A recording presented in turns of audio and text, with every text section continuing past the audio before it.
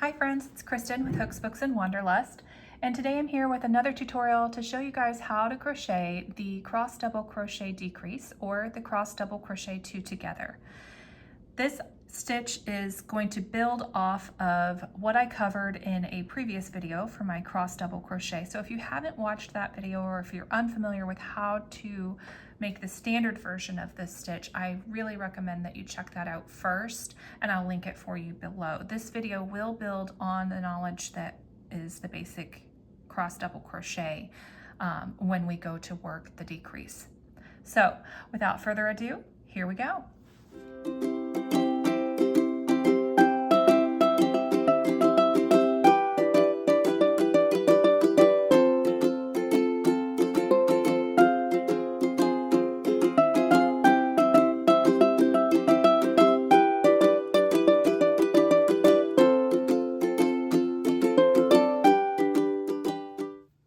The basic technique for a crossed double crochet decrease is the same as the standard crossed double crochet.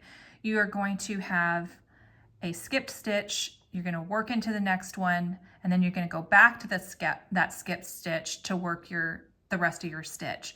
So the difference here is because it's a decrease, we are working partial double crochets and joining them at the top of the stitch with a single pull through all of the loops on our hook. So let me show you what I mean. Whether you're working in the round or in a flat turned row, this is the step that you would need for either option. So you're going to work your first partial double crochet into the second stitch from your hook. So you're going to skip one and partial double into that next stitch. So you're going to yarn over and pull up a loop, yarn over, pull through two. That's your first partial double crochet, and you have two loops remaining on your hook. Now you're going to yarn over, go back to that skipped stitch, and partial double crochet in that as well. Again, pull through only those first two loops. Now you'll have three loops on your hook. So as you can see, you've got your two partial double crochets. You've got the crossing action here that's meeting the rest of your cross double crochet stitches and mimicking that aesthetic. So now you just need to join these two stitches into one. You're going to do that by yarning over and pulling all three loops on your hook. And now you've got the cross double crochet decrease where you've taken two partials and made them into one stitch. And just to see that again, we're going to skip the next stitch, work a partial double crochet into the following stitch. So yarn over, pull up a loop, yarn over, pull through two, go back to your skipped stitch and partial double again, yarn over, insert your hook and pull up a loop, yarn over, pull through two. You'll have three loops left on your hook, yarn over, pull through all three loops on your hook. And keep doing that as indicated by your pattern. Working the cross double crochet decrease in the round can be a little tricky when it comes to that first stitch. If you're unfamiliar with my technique for working the first stitch of the standard cross double crochet in the round, I'm linking that here for you. Be sure to check that out because it's very similar, it uses a similar technique. In that video, we use a chain 3 for the first double crochet of our crossed pair.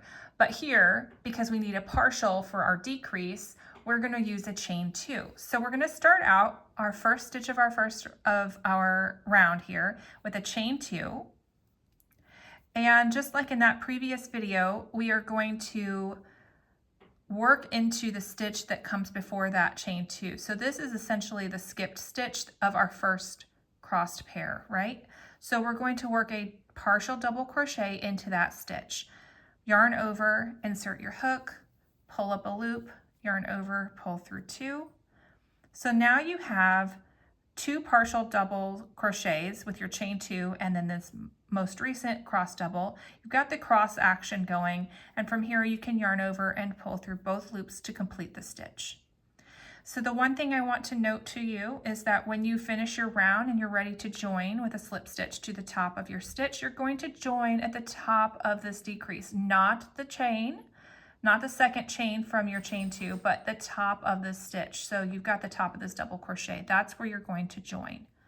When you're ready to start your second decrease of this round, you need to make sure you do not work into the stitch at the base of your chain 2 because you've already worked into it with that chain 2.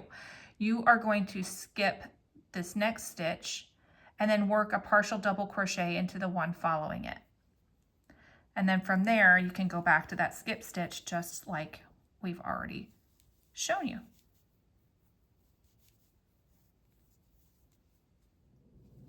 So I just wanted to show you what it looks like when you come up on the end of your round. So I've got my last decrease to work here, and I'm working my first partial, going back into that skipped, working my second partial.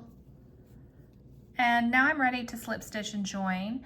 So in my previous video for the standard cross double crochet, we slip stitch to join at the top of the chain 3, but because this is a decrease, because that chain 2 was a partial double crochet, we are going to slip stitch into the top of the decrease. So the top of that double crochet that we made, that second one.